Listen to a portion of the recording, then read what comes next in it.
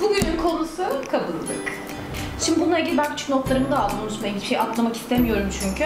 Kabızlık niye olur, nasıl çözülür ve bununla ilgili de en son bir tane tarif vereceğim size. Hem zayıflarken kullanabilirsiniz hem de böyle bu kabızlık durumlarında da kullanabileceğiniz bir tarif olacak bu. Evet, gözüm telefonu kayıyor. Şimdi bir kere kabızlık niye olur? Kabızlık en önemli sebeplerinden biri bir kere hareketsizlik. Hareketli kısıtlı olan kişilerde kabızlık çok yaşanan bir durum. Yine en önemli sebeplerinden biri de su içmiyor olmamız. Şu kahveyi içerken suyu unutuyoruz. Aslında yapmamız gereken şu, çay kahveyi içerken mutlaka yanına su eklemeniz. Çünkü her çay, her kahve vücuttan su attıran bir şey. O yüzden de suyu ihmal etmeden tüketmekte fayda var. Evet, bu sebeplerinden biri de bu. İkincisi de fast food tarzı çok besleniyoruz. Çocuklar çok yaşanan bir durum bu. Çünkü fast food çok dışarıdan hazır tüketim çok fazla olduğu için çocuklar çok karşılaşıyor bu kabızlıkla ilgili de. Bu lif miktarını çok arttırmak lazım ya. Sebze tüketimi, meyve tüketimi, bakliyat tüketimi, bunları arttırdıktan sonra kabızlık aslında çözülmeye başlıyor diyebiliriz. Evet, bu da okey. Peki kabızlığın şöyle bir şey, tek bunlardan mı oluyor? Hayır. Bunları yaptığınız halde de olabiliyor. O da bazı metabolik rahatsızlıklar. Mesela bunu biz tiroid hastalarını çok fazla yaşıyoruz. Tiroidde yavaş çalışan kişilerde kabızlık olabilen bir durum. Veya işte demir eksikliği oluyor, demir ilaçları kullanıyor. Etki olarak da kabızlık görülebiliyor. İşte bunlarda da aslında böyle önlem almak gerekiyor. Onun için tarif vereceğim. Bir de probiyotik önerisinde bulunacağım size. Bunu Instagram'da çok paylaşıyorum aslında önerdiğim probiyotikleri. O yüzden de bu tarz durumlarda takviye alabilirsiniz. Yine uzman kontrolünde alabilirsiniz bunu. Probiyotik kullanımı kabızlıkta yine etkili yöntemlerden biri. Bunu da söyleyebilirim. Bunun çok kuşuna duruyorum çünkü gerçekten de mesela danışanlarım geldiğinde çok iyi diyet yapmış oluyor ama bu kabızlık durumundan dolayı kilo kaybı hiç göremeyebiliyoruz. O yüzden de bunu çözelim istiyorum. Bu da tamam. Peki şimdi birkaç notum daha vardı. Dün oturdum, makale aradım, onları araştırdım. Lütfen videolarımı izleyin. Evet, şimdi lifli yüksek gıdalardan da örnek vereceğim size.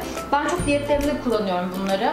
Kuru kayısı, kuru erik. Aslında kuru incir çok fazla kullanmıyorum ama bu kabızlık durumunda gerek olabiliyor.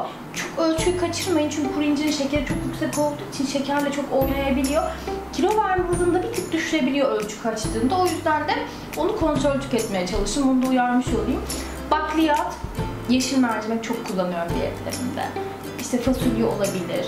Maş fasulyesi olabilir yine. Bunların tüketimi de yine post alanını arttırdığı için kabızlığı çözebiliyor. Bunu da dipnot geçtik ve en önemli not aslında bahsettiğimde fazla kafeinden kaçırmak. Yani çay kahve tüketimini bu tarz durumlarda biraz kısıtlamaya çalışın. Çünkü bu da çok etkileyen etmenlerden bir tanesi. Şu da iyi yöntemlerden biri kabızlık için, onu da söyleyeyim. Danışanlarımı da yaptırıyorum. Burada bütün tüyoları da veriyorum buradan. O yüzden lütfen dikkate alın bunları. Geceden suyun içerisine koyacağınız kuru kayısı ve kuru erik bekletiyorsunuz suda. Ertesi gün suyu ve o kuru meyveleri yiyerekten güne başlayın. Bu çok güzel bağırsak çalıştıran yöntemlerden biri. Bunu da söyleyeyim. Bir de bir not daha. Kiviyi kabuklu yemek de çok güzel bağırsak çalıştırıyor. Bunu belki hiç duymamışsınızdır. Ben bazen böyle smoothie falan yaptırırken kivinin kabuklarını soydurmuyorum bazı danışanlarıma ama iyi yıkamak lazım onu. İyice yıkadıktan sonra böyle bir smoothie yapabilirsiniz. O da çok güzel bağırsak çalıştırıyor. Bunu da dipnot geçelim. Şimdi tarifimize bence geçebiliriz. Şurada tarif geliyor.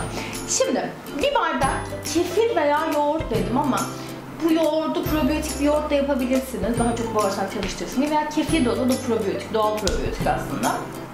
İçerisine bir yemek kaşığı yulaf ezmesi dedim ben. Bu yulaf ezmesi marketlerde satılıyor. Aslında bunun organikleri de var artık bazı mağazalarda. Bununla ilgili satılan mağazalarda. Oradan da alabilirsiniz bunu. İçerisine bir yemek kaşığı yulaf kepeği, bir yemek kaşığı buğday rüşeğimi. Şimdi tadının çok güzel olduğunu söyleyemeyeceğim. Ama bunu böyle ilaç gibi iyi gelecek gibi düşünüp tüketin ve gerçekten de bağırsak hareketleri hızlandığı için de kilo verme hızınızı arttıracak. O yüzden de bence uygulayın. Bir de bir tatlı kaşığı öğütülmüş keten tohumu. Şimdi bununla ilgili bir not geçmek istiyorum. Keten tohumunun öğütülmüş olması çok önemli.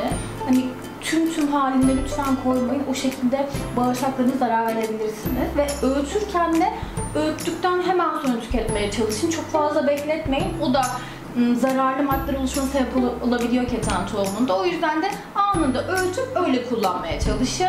Keten solunumda bağırsak hareketlerini hızlandıran besinlerden biri. Onu da söyleyeyim. Bir de biraz önce anlattığım gibi 3 tane geceden kalmış o suya koyduk ya hani.